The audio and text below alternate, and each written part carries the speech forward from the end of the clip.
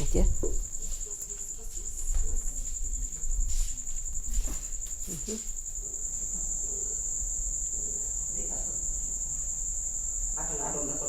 Tangga olah ya. Udah, was.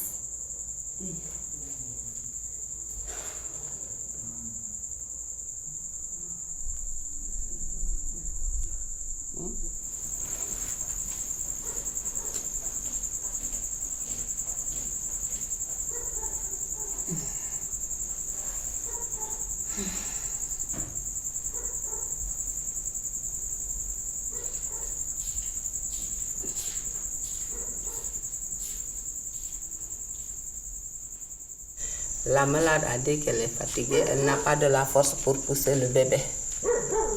Elle a faim. Après, elle tremble, qu'elle a dit. Elle est à complet. Même la poche est rompue, mais elle n'a pas qu'elle ne peut pas pousser. Elle a dit qu'elle ne peut pas pousser. Si c'était comme une maternité, on lui faire une piqûre de Saint-Ocino pour faire avancer le travail. Mais ici, il n'y a rien. C'est à domicile. Ce n'est pas la solution. Elle ne peut pas accoucher ici, qu'elle a dit. Elle n'a plus de la force. Il faut qu'on la transfère à l'hôpital. Et qui doit l'emmener? Il n'y a pas de l'ambulance à Djila, c'est la sœur qui est l'ambulance. Merdo? Merdo. Dès qu'on a besoin, nous partons. Là, ça faisait quelques temps que je n'étais pas partie. Je suis souvent c'est souvent. Vous allez voir d'ailleurs à l'hôpital, on me connaît.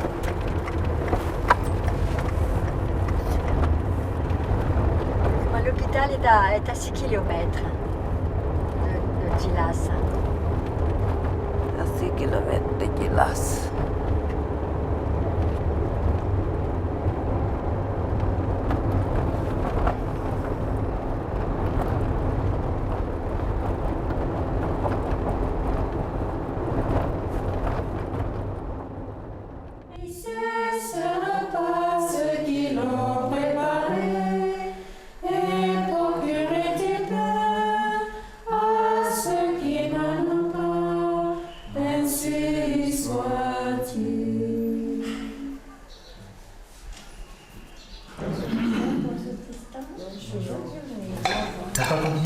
Le programme, c'est quoi aujourd'hui alors? Aujourd'hui, on va aller à Boyar Nyodium pour faire les consultations prénatales et les vaccinations. Les visites prénatales, ça consiste au suivi de la femme enceinte.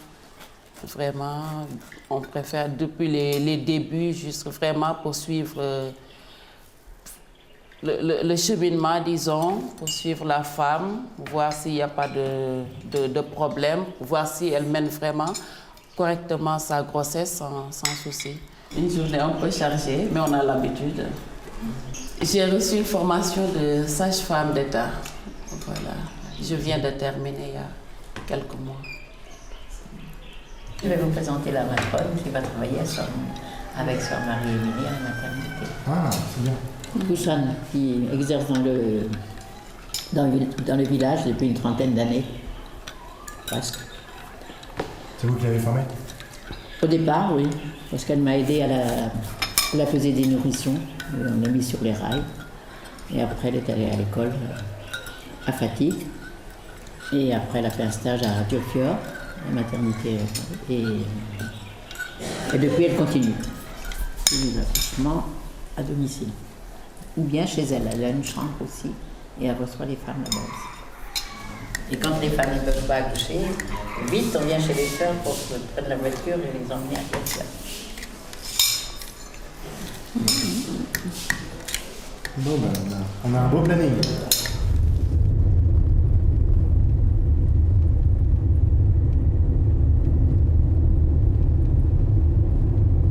Allô,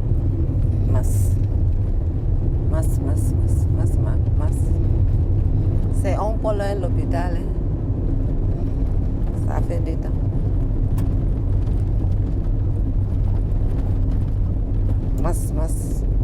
Mas, orgoy rek di ka Fatick Mbadé d'abord pareil. On est arrivé masse.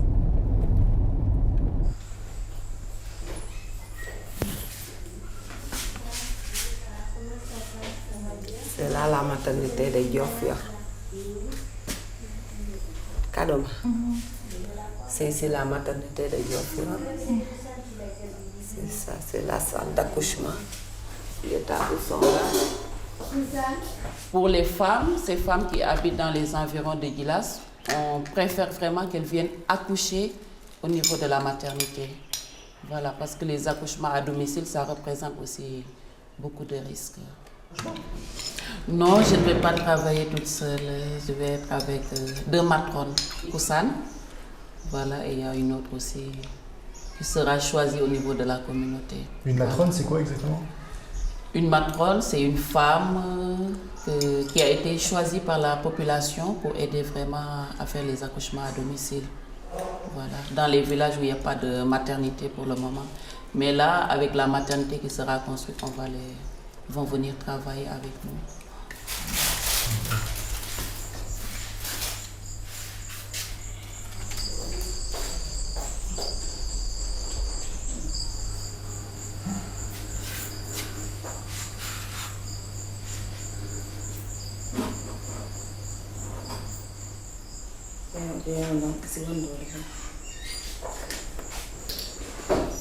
On est arrivé à Boyard, voilà, avec l'équipe, Iphigénie et Pauline, voilà, pour les vaccinations et les consultations prénatales.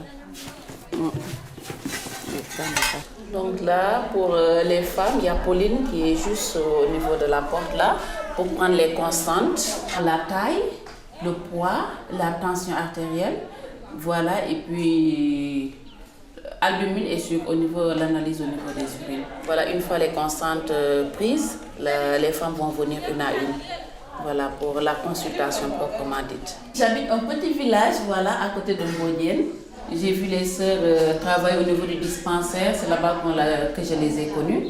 Le fait de connaître les sœurs, d'entrer dans la congrégation des sœurs de Saint-Thomas de Villeneuve, j'ai trouvé vraiment ma voie, vraiment mon désir, vraiment mes aspirations. C'était vraiment de pouvoir à mon tour me donner au Seigneur, voilà, dans le service des pauvres, dans le service aujourd'hui des mamans qui me sont confiées et des enfants dans la mission de Gilas. Vraiment les aider à vraiment mener leur grossesse dans de bonnes conditions, accoucher aussi sans problème. Voilà. Parce que dans la vie religieuse, quand on fait une formation, c'est toujours pour mieux servir. Voilà, je pense que cette formation que j'ai faite, c'est un outil vraiment qui va me permettre à être plus au service de la population. C'est ça la mission.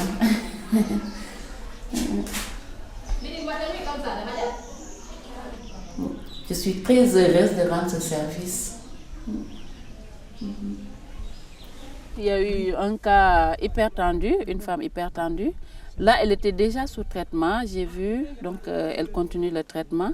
Autrement, je l'ai bien précisé, elle est de Ndiagama. Pour l'accouchement, vraiment, ce cas-là ne doit pas accoucher à domicile. Je dis dès qu'elle a des contractions, d'aller vraiment accoucher au niveau d'une structure, qu'on puisse vraiment la prendre en charge.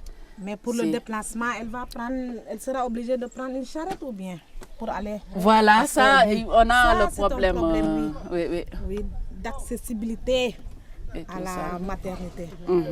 Peut-être ce serait vraiment très bien pour nous d'avoir une ambulance. Hein. Oui. Si c'est possible. Ça faciliterait les déplacements parce qu'autrement c'est en charrette.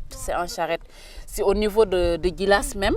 Des fois, s'il y a des cas à référer, on prend la voiture des sœurs, mais si on a une voiture, qu'est-ce qu'on peut demander de bien? Ça pourrait faciliter la sage-femme avec une ambulance formidable. Oh. Alors là, ça viendra. Oui, ça viendra petit à petit. Petit à petit, voilà. On va prier. Vous avez la clim là-bas. Merci. Si vous n'avez pas. Dans la voiture là-bas. La voiture neuve, elle doit avoir la clim. Oui. Peut-être. Climatique. Mon Dieu. C'est bon. Mais qu'est-ce que ça donnera ce truc? Enfin, si ça leur fait plaisir. Ici, c'est le papa qui décide le nom. Tu veux les prendre ça ou bien garder les bras?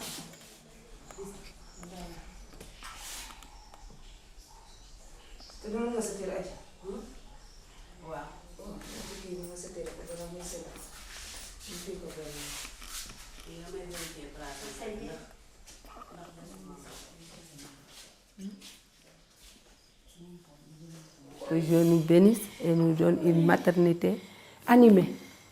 Pour qu'on travaille toujours. C'est ça qu'on souhaite. Bonjour Koussam, Bonjour. Bonjour, bonjour. vous avez eu une nuit difficile. Ah oui. C'est ici la future maternité qu'on va travailler. Voici la salle d'accouchement. Voici le bureau de la sage-femme. Comme on l'a prévu. C'est cette salle qui sera la salle d'accouchement. La grande salle. Il a fallu attendre 35 ans, mais elle arrive. L'arrivée de Sœur a changé le comportement de Djilas et la santé aussi. Elle a amélioré la santé à Djilas.